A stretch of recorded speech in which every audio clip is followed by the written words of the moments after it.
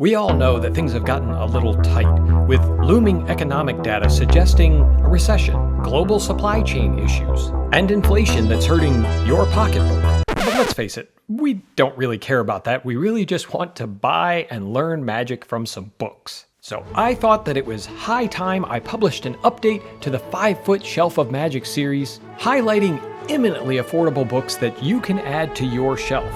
And while these books are not heavy on the pocketbook, they are heavy on some great hard-hitting magic. If you don't already know the concept of the 5-Foot Shelf of Magic, you may want to check out the video link I'll post up here.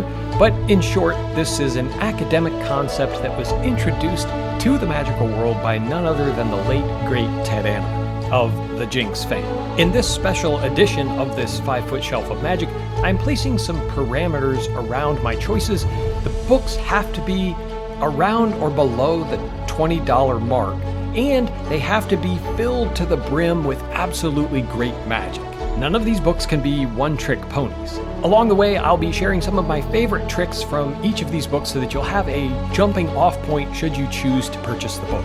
I'm going to reveal the books in cost order, so don't be thrown off by the fact that I like one more than another. No, I'm simply going from least expensive to most expensive, although as I already said, none of these books will cost very much at all. And I guarantee you would have multiple lifetimes worth of a diverse set of magic. Interested? Let's get into this. The first book on my list is a coin classic. I'm talking about Bobo's Modern Coin Magic. This version that I'm holding in my hand is actually the new Modern Coin Magic, a hardback, expanded edition that's been put together by Magic Inc. However, you can get the basic softbound edition of this book, the original, from Don's or from Amazon if he runs out of copies for a very inexpensive price. I believe the cost right now on Amazon for the softbound version of this book is right around $10.30. If you're not familiar with this book, as I said, this is the expanded edition. You don't need that. The paperback version basically comes with the first half or more of this, which teaches all of the basic sleights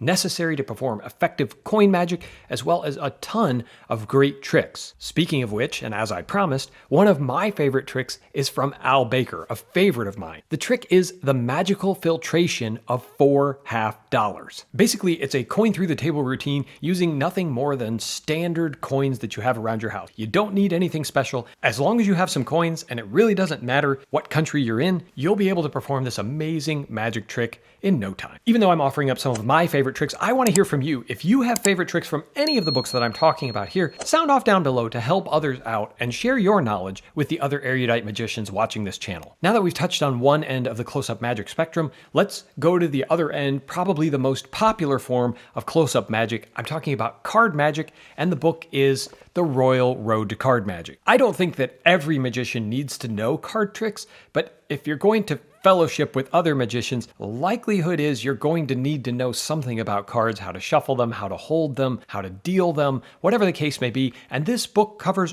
all of that in pretty good detail. Now, I get it. It is older, and when you compare this to something like Card College is probably the superior text to learn card magic. But this was one of my first purchases of a magic book, and I learned a lot of card magic just from this simple paperback edition. And the price is essentially unbeatable. This book is about $13.60. In spite of its age, again, this one was also published in the 1950s. I personally think that it still holds up pretty well. It teaches you how to do overhand shuffles, riffle shuffles, some different flourishes, how to glimpse, how to use a key card, and each chapter with the different sleights gives you tricks that use those sleights. So as it states basically in the title, it is a royal road to card magic because each step of the journey you're going to be performing. The authors don't just teach you the sleights, they want to be sure that you have a practical application for those sleights, and you'll be feeling the progress because each step of the way you'll be able to take something away and go perform it for family, friends, coworkers, or anyone who will watch you with a pack of cards. There are a lot of great card tricks in here, and I've performed many of them, but two of my favorites are Think Stop and the follow-up trick Deal Away. The two tricks are kind of a modified version of each other. In it, your participants will be able to choose a card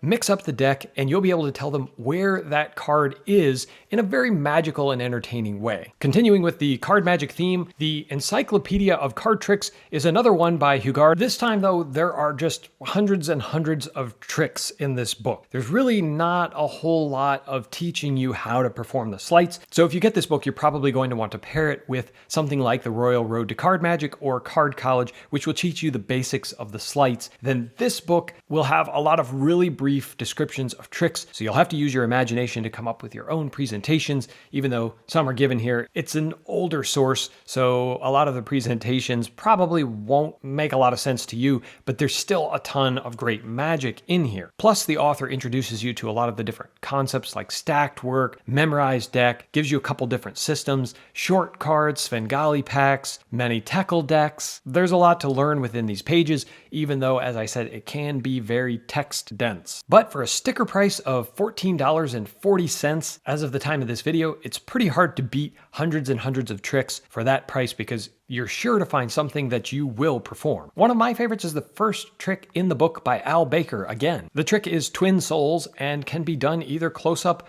or in a parlor type setting, but it's essentially a prediction of two selected cards. The next book on my list is a little bit of a cheat because it's pretty hard to find this book actually in print now, but I'm talking about Ted Animan's The Jinx. The Jinx was Ted Animan's periodical that was published in the 30s and into the 40s. He published over 150 issues of the magazine before his untimely passing. And it's definitely a very old school resource, but there's a ton of fun and enjoyment in reading it because not only do you get some great tricks, you also get a lot of different gossip. You see business cards from older magicians. You see programs of how they perform. And there's a lot of other odds and ends, miscellaneous stuff that's just really awesome if you're into old school magic. Not only that, but a lot of the classics that we know today were actually released in the pages of this book. For example, the Brainwave deck, contributed by Di Vernon, where a person can think of a playing card, you spread the pack, and that playing card is the only one face up in a face down red deck. But not only that, when you take the card out, it's the only card in the deck that has a blue back. So that's taught within here. Obviously a classic. As I mentioned, you can't really get these books anymore. You can get the PDFs from library.com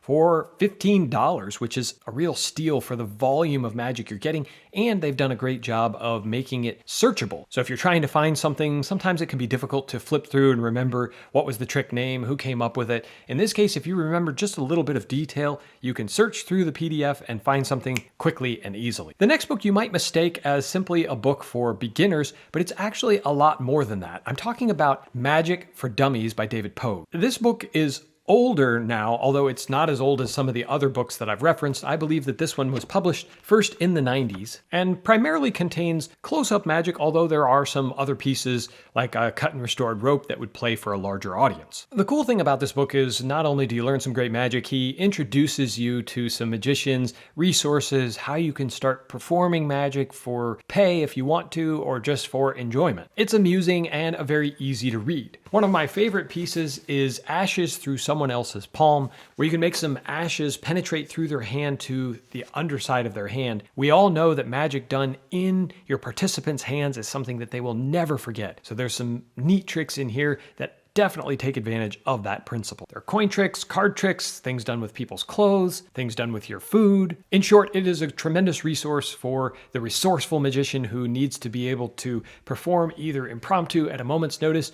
or with more preparation. The book is $16.99 as of this video. So again, very affordable, especially for how much magic is in its pages. Another larger collection of magic that will appeal to a broad range of performers is The Magic Book by Harry Lorayne. While I don't have the standalone version of this book, you can get it on Amazon for, again, around that $17 mark. My copy is through the Classic Collection Volume 4. But this is a great resource for anyone wanting to learn the basics of magic. There's plenty of card magic, including some of the sleights. There's coin magic with sleights and tricks, magic with numbers, magic with mentalism, some stuff with match sketches. In short, there's a lot, again, in this book. And one of my favorite pieces is a trick called line o type, where Harry Lorayne says this would make for a good piece to do with a close-up setting and kind of impromptu, but I'll tell you that this actually plays for a much larger stage. You can perform this for a parlor-sized audience, and in fact, I have. It's a very effective piece of mentalism. You have an article that you've clipped from the newspaper. You run a pair of scissors down the article and stop and clip wherever someone tells you to. The piece flutters to the ground, and when they pick up the piece, the position where they asked you to cut, you were able to predict the line of type that's right at the top of where they asked you to cut. It's a cool piece of mentalism, and as you get into magic, you start to realize it's the little touches like allowing the paper to flutter down to the ground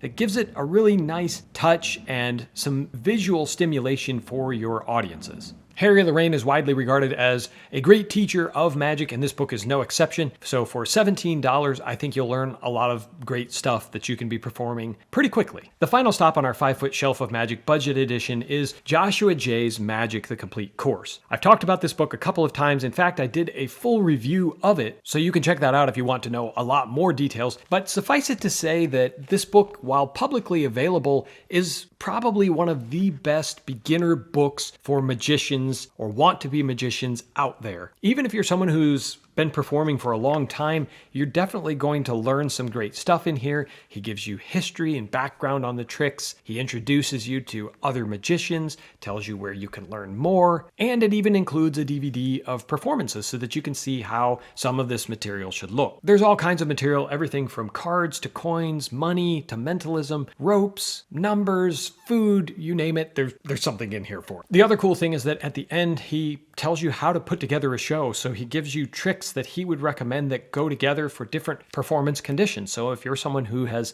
gotten into magic, maybe you're just not comfortable performing because you're not sure, well, how do I start or end, or how much do I show people? Joshua Jay, the author, has already taken some of that work out. The book is at the end of this list because it's the most expensive at around $21 shipped at the time of this video. So with everything I've covered on this shelf of magic, if you bought everything I recommended, you would be spending about $100. Of course, you don't have to buy everything, and in fact, I would recommend that you don't do that. I would recommend that you buy 1, maybe 2 books and learn some of the things from that, apply them, go out and perform it, see if this is a path you want to continue down, maybe it's card magic, and check out some of my other 5-foot shelf of magic series to see where this exciting journey of magic books might lead you. As always, my erudite friends, I appreciate you watching, and until next time, keep reading.